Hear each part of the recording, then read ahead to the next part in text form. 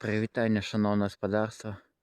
Сьогоднішнім сонячним ранком вирішив пойти у ліс та збирати рожки. Ось така прихожусь навокал. Така невеличкая полянка. На полянке след. Вирішив пойти по этому следу. Пойдем разом и покажу, что там есть.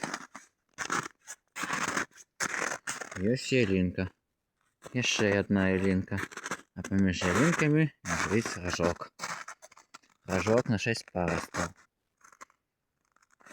Нельзя коля 3 кіль. Зараз буду поднимать. Розетка криху червоная. Рог свежий. Може некілька днів тут полежав.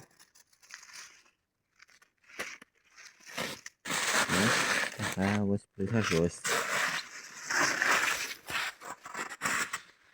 Покажу вам його з різних боків. І ще ось так. І ось так. Ставте подобайку, підписуйтесь на канал. А я пойду, поднимаю його і пойду шукати до пари. Ну.